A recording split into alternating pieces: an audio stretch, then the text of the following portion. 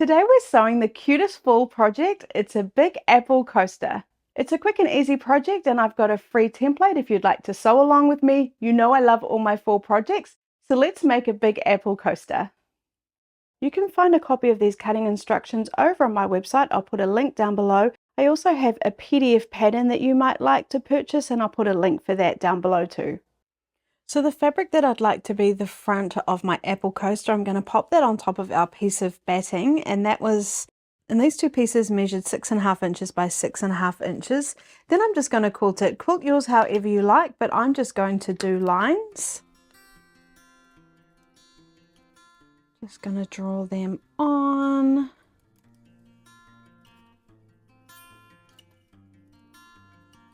So I'm just going to quilt that and then I will quilt it the other way. Quilt yours however you like and I'll be right back.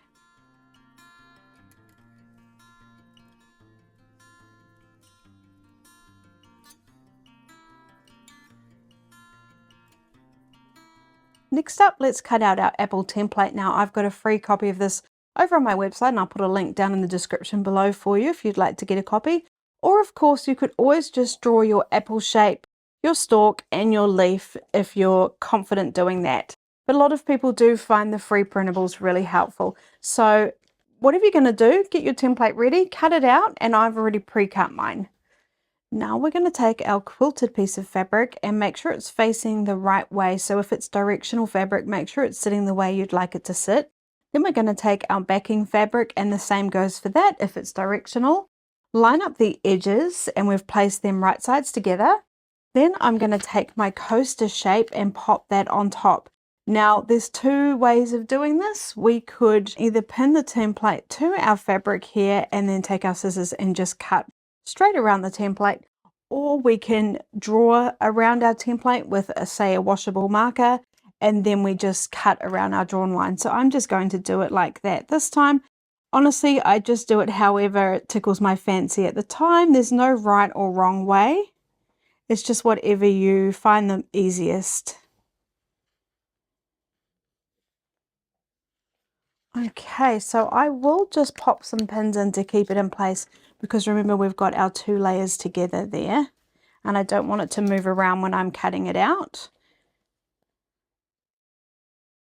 And I'm just putting the pins like this because I don't want them to get in the way of the scissors. And one thing I did forget to do was just mark those little dots, which are just going to be my opening. Now, if you're going to remember to leave an opening, then you don't need to worry about that. But that's just a nice visual clue that we're going to start here, go all the way around and then finish here when we're sewing.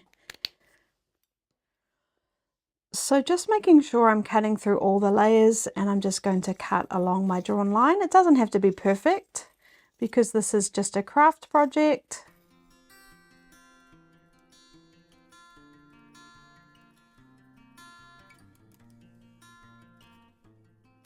Okay, now what we're going to do is just sew along our edge, starting, like I said earlier, at that first dot, going all the way around and then stopping at our second dot. So I'm stitching at stitch length 2. I've got my 1/4 inch foot on to sew with a 1/4 inch seam allowance and I'm using wonderful confetti thread. I'm going to go forward a few stitches and then do a back stitch, and I just like to do that because when we turn it right sides out it does tend to pull at those stitches and that just helps them stay secure. And then I'm just going to carefully sew around the shape of my apple, and I find if you go nice and slowly you'll get a really nice shape.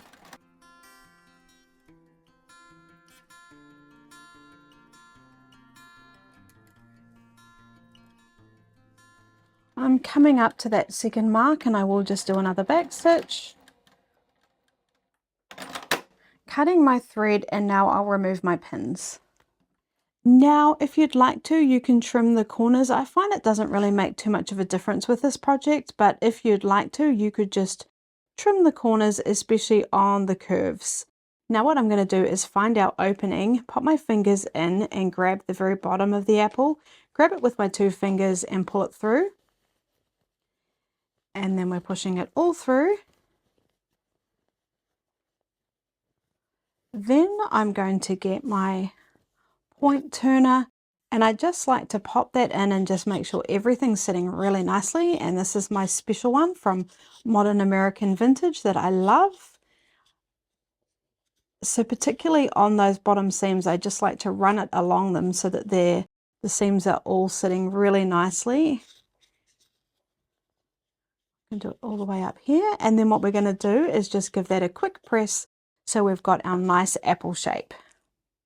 So the first thing we're going to do is find our opening, and we want to fold that in about 1/4 inch because that was our seam allowance. And we did have that little divoty shape. Is divot the right word? I'm not sure. But okay, I can see we're still getting it. And I know you might be thinking that that was a weird place to leave the opening, because we would normally leave the opening on the side here.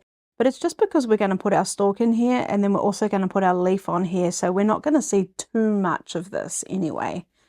So once you're happy that it's sitting nicely, we're just going to give that a quick press to keep it in place. And then I'll give the whole thing a press. I already rolled out all those seams. You can double check them again, making sure they're nicely rolled out. Pressing, and I'll give it a press on the back too. Isn't that fabric really pretty? It's perfect for fall. Okay, now let's set our apple aside and work on our stalk. So then let's take our stalk template, and all I did was take a bit of scrap fabric. I did fold it in half, and then I placed my fold on the edge of the template, and then I just cut it out. It doesn't matter if it's on the fold because we are actually going to sew along that fold anyway, so 2 separate pieces is also fine. Now what we're going to do is we're just going to start on the opening edge, sew along the fold and back down, leaving an opening at the bottom. All the settings are the same. Just sewing along, turning it roughly 1/4 inch there. Oh, 1 stitch too short.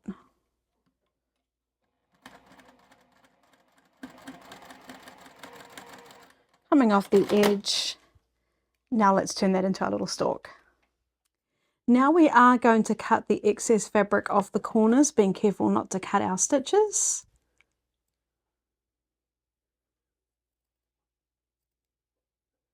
Well, if you'd like to, you could just trim those threads too. Looking a bit messy. Now what we're going to do, and this is a little bit fiddly, is we're going to open it up, and then we're going to push the top down and then grab it with our fingers. And it is little, so it is fiddly.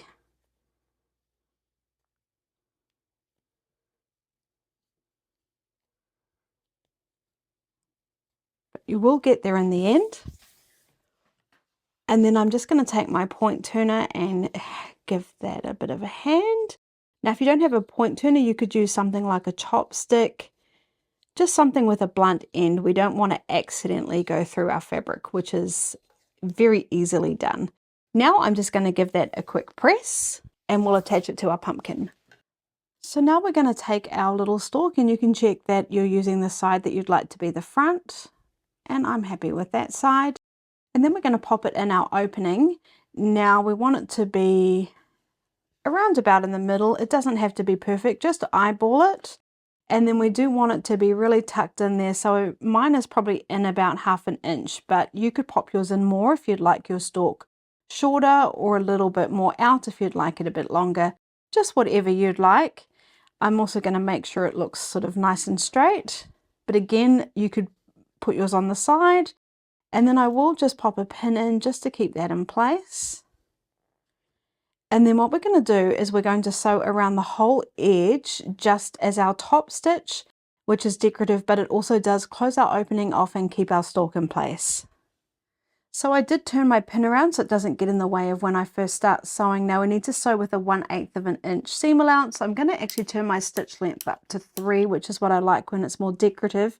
And I'm using my left compensating foot, which is a really nice foot that comes with the Juki TL sewing machines. But if you don't have one, just use whatever foot you've got that gives you the best result. So I'll just pop my foot down and sew around that edge.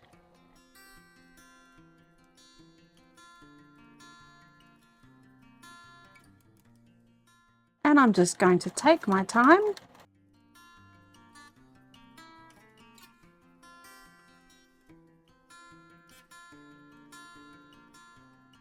I'm just going to hold that thread so it doesn't get all caught up in my stitches and create a bird's nest. Coming right past where I started, and I will do a back stitch. Cutting my thread, and then I will just trim my loose threads, and then let's move on to making our leaf. So now I've got my leaf template, my 2 pieces of fabric for my leaf. Then I'm just going to take a little piece of interfacing, and I'm going to place that with the bumpy side or the glue side down on the wrong side of one of my leaf pieces. And this was just a scrap piece. I didn't cut it any particular size. It was already that thin size. It's just to give our leaf a little bit more stability. So if you've got a bigger piece, that will also be fine. And I'm just going to quickly give that a press. So now I'm going to take our 2 pieces and place them right sides together. I'm going to take my leaf and pop it on top. And then I'm just going to pin it, and I am going to cut around it with my scissors because I just think it is easier with the smaller shape than drawing around it and then cutting it out. So just carefully cutting both the layers.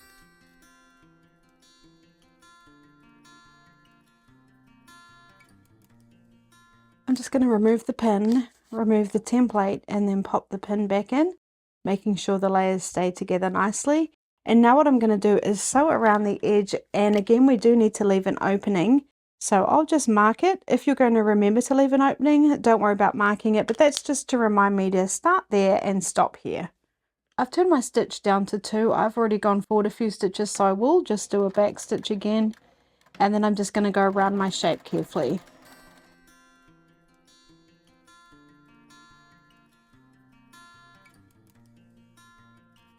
Coming back to where we started and doing a back stitch. And I do have my 1/4 inch foot on again. Forgot to say that. So now let's remove our pin, trim that thread. I'm just going to trim the excess again on both the corners or the points of the leaf.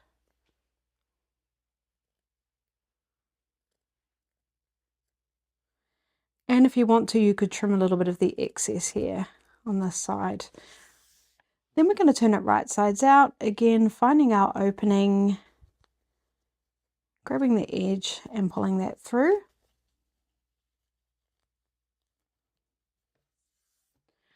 Getting my point turner and just making sure that's all sitting really nicely. Okay, let's give our little leaf a quick press. So just finding our opening again and folding that in about 1/4 inch so it's sitting nicely and we've got our nice leaf shape. Can be a little bit fiddly, so just take your time. And then when you're happy, let's give that a press. I'm going to give it a press on both sides. Remember to just check that all those seams are rolled out nicely. My leaf shape doesn't look so nice on this side, so I'm just going to readjust it and repress. Now we're going to draw our lines for our leaf. So with the washable marker, I'm just going to draw some lines to sew along for our veins. Now it doesn't have to be perfect. I'm just going to start at the bottom here and go up, and I like to do it a little bit off center, and then I'll just do 2 lines coming off it, just like that. And if you want to, you could just do that by eye as you were sewing it. I find it just helps me to have some guides to sew along. So what I'm going to do is I'm going to start on the very edge here, and I'm going to sew along with my 1/8 inch seam allowance, doing my top stitch and closing off my opening. Then when I get down to the bottom, I'm going to go all the way up to the top, come down to this join here of the veins, go up that side, back down, up that side, back down, down, up, and then all the way back down again. But do whatever you like, and if you want to, you could just skip this altogether and just do a top stitch. It's entirely up to you. So I'm going to put my stitch length back up to 3, and I'm just using my regular foot, not my left compensating foot, because I need to do the edge and then come up through the center. So I'm just going to eyeball my 1/8 inch seam allowance.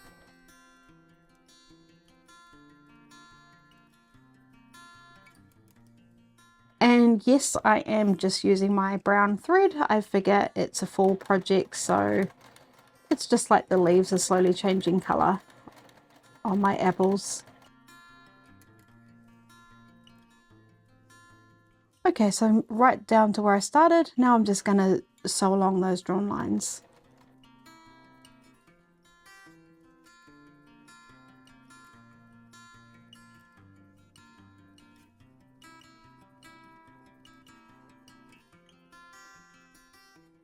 Just coming down to the bottom and doing a back stitch, cutting my thread and then just trimming my loose threads, and I'll just give that a quick press before we sew that onto our apple. So now we're just going to work out where we'd like to sew our leaf on. I like to place it here, sort of coming over to the side, and then that way I can actually sew along this main vein line, and I know I'm going to be catching the coaster. We could pop it up a little bit. It's really just a personal preference. I usually like to start the point of the leaf sort of around about in the middle, but again, it's really just a personal preference. So work out where you'd like your leaf to sit, and then I will just pop a pin in just to keep that in place. And then what I'm going to do is I'm just going to sew along the vein, and then I'll stop where I know that I will no longer be sewing the two pieces together. So I'm starting at the very bottom of my leaf, and I will do a back stitch. And then I'm just going to follow along that vein. Like I said, sorry, I feel like I'm being a bit repetitive. You can remove your pin if it's getting in the way.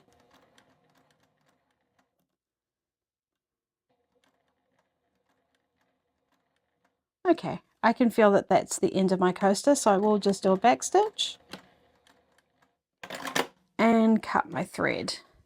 Now, I said that you didn't have to draw that vein and sew those lines if you didn't want to. If you didn't do that, you could have always just sewn along your top stitch there to hold it in place. So I'll just trim my threads, and then let's take a look at our little coaster. Now there's our little coaster. Isn't that absolutely adorable? I just love how it looks. Now that is loose there, but it is definitely secure. And if I flip it over onto the back, that's what the back looks like. You can see my stitching there, but I think that's fine. If you wanted to, you could also sew a button on here over the top, but I personally just like it like that. I think it looks absolutely adorable. I hope you like this tutorial. These big apple coasters are such a fun way to bring fall into your home, and they make the sweetest teacher gifts too. Don't forget to grab your free template. I'll put a link down below, and I'll put my playlist of more fun fall makes up above. Thanks so much, and I'll see you in the next video.